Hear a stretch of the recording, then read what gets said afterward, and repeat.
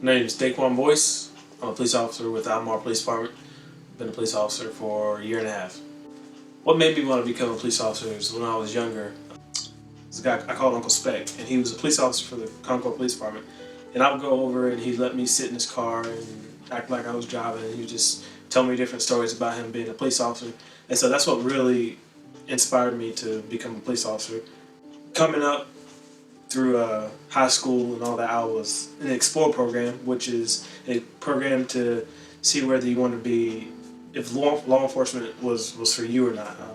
I also did an internship with the Concord Police Department in high school, which really opened my eyes to see a lot more of what goes on behind the closed doors of the police department and out on the streets of that you protect and serve. When I was able to, I went and took a placement test and got into BLET. I got it. I started BLET, and the second month of BLET, my cousin committed suicide, which was really tough for me. After coming back to class, she offered me, said, "Hey, you can have a couple of days off if you need to," but I was just like, "No, I got this," and I went back to school, and I failed one of the tests, and I just knew that somewhat I had to get up and get better. So over time, I got better, and I had to just retake the test, and I passed. But my biggest problem that I see that happens, or that's going on with the country, is when it comes to law enforcement encounters, is compliance. I'm not saying that every police officer is right in what they do, because there are good cops out there, there are bad cops out there. There's good doctors out there, there's bad doctors out there. There's good people who cook hamburgers bad, and people out there that cook hamburgers good. I mean, there's good and bad in everything. I feel in most cases, if people would just listen, that the consequences would be different. For instance, the Charleston shooting. Yes, the officer was completely wrong in shooting, the guy, just because he was running. But if the guy would have stayed in the car the whole time, I'm pretty sure he'd be alive today. If people would just listen to police officers, they'll understand.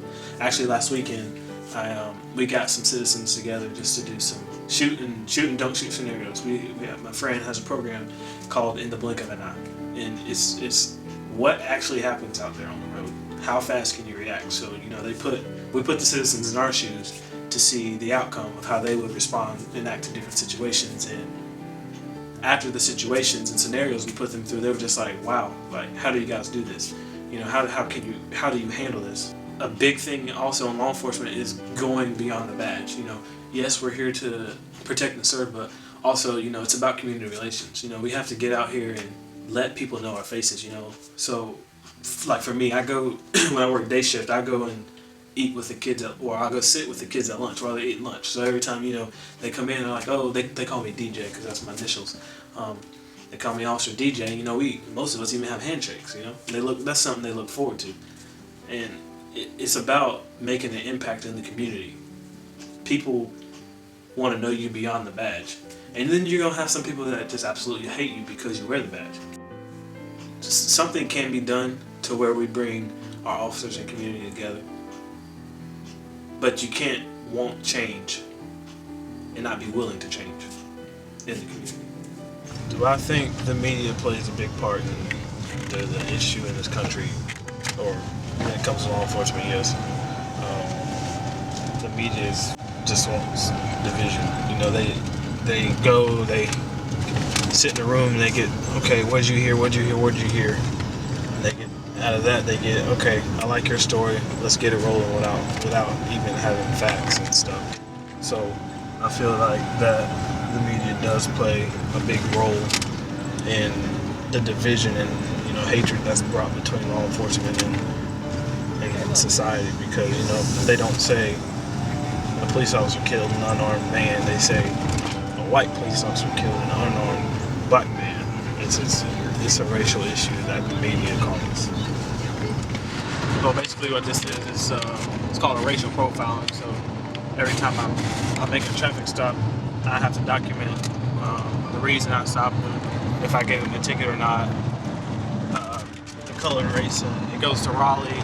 They can see that, okay, he's not targeting just one group of people. They can tell who I'm stopping and all that stuff.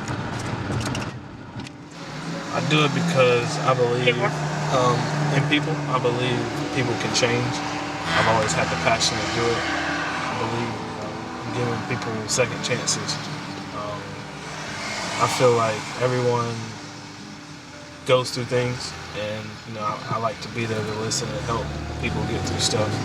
So that's a reason why I became a police officer, is to help, to be part of the change that I want to see in